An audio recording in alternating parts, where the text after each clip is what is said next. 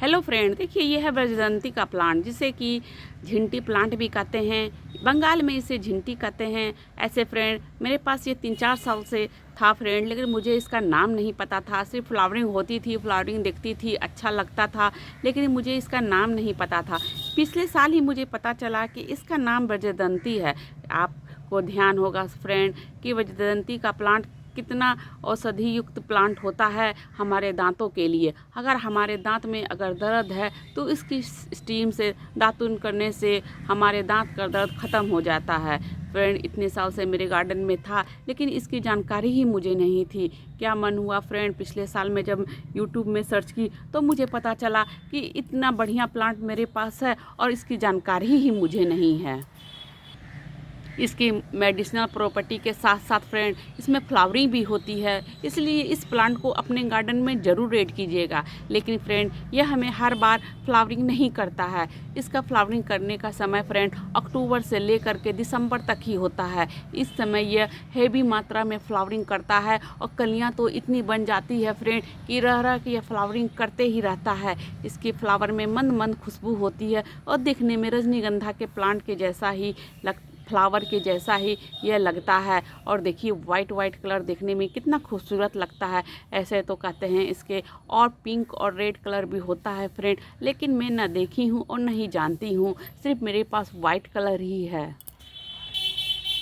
Flowering करने के बाद फ्रेंड इसके सीड इतने बनते हैं फ्रेंड कि इधर उधर सब बिखर जाते हैं सारे पोट में ही। और मैं गार्डन की कोई भी मिट्टी, चाहे वो खरपतवार हो, मिट्टी हो, कुछ नहीं फेंकती हूँ, सब पोट में ही, या फिर मैं इसके फर्टिलाइज़र तैयार करती हूँ, खाद तैयार करती हूँ। इसी कारण फ्रेंड इसके इतने सारे प्लांट मेरे अपने आप ग्रो हो जाते हैं कि मैं उतनी रख भी नहीं पाती हूँ। फिर भी फ्रेंड देखिए मैं इसे कैसे वेस्ट में लगाई हूँ, फिर भी इसका ग्रोथ देखिए कितना अच्छा है। इसी तरह मैं वेस्ट ये सब प्लांट जो सीजनल होता है अपने आप ग्रो हो जाता है, उसके लिए मैं फ्रेंड स्पेशल पोट नहीं देती हूँ, किसी में भी ग्रो कर लेती हूँ, क्योंकि ये एक सीज़न का।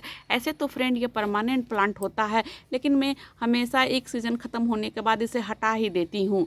फिर अगले साल फिर ये अपने आप ग्रो हो जाता है, हर पोट को यह कवर कर लेता है। मैं तो उतना रखती भी नहीं हूँ, फिर भी फ्रेंड मैं इसे वेस्ट कंटेनर में कम से कम 8-10 प्लांट रहने ही दी हूँ, और सब में इतनी अच्छी फ्लावरिंग हो रही है कि देख के अभी मन खुश हो जाता है। वाइट पूरा प्लांट भरा हुआ, और देखिए कलियाँ भी कितनी बनी हुई है। इस समय ही इसमें फ्लावरिंग होती है फ्रेंड। जब सारा प्लांट डोरमेंसी की तरफ जाता है तो इसमें फ्लावरिंग शुरू होती है।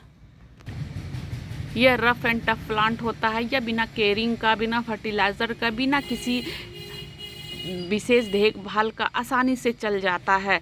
इसे आप चाहे तो सालों साल रख भी सकते हैं, और अगर आपके गार्डन में आ जाए, अगर आप इसे हटा भी दीजिएगा फ्रेंड, तो अगले साल ये अपने आप ही ग्रो हो जाता है, क्योंकि इसके सीड ही इतने बनते हैं। जिस तरह सदाबहार का प्लांट हर पोट को कवर कर लेता है, इसी तरह ये भी हर पोट को कवर करना चाहता है। लेकिन फ्रेंड मैं इसे हटाते ही रहती हूँ, क्योंकि ये दूसरे प्लांट का ग्रोथ होने नहीं देता है।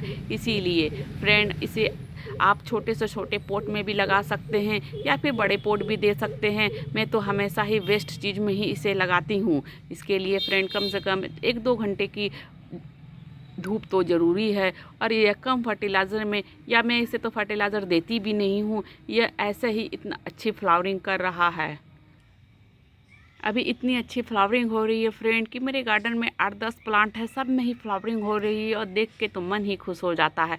अगर आपके पास नहीं है, इसकी कटिंग भी लगाना बहुत ही आसान होता है। अगर कहीं से भी मिले फ्रेंड तो ये अपने गार्डन में ज़रूर ऐड कीजिएगा, क्योंकि सालों साल ये चलने वाला बहुत ही खूबसूरत और आयुर्वेदिक प्लांट है।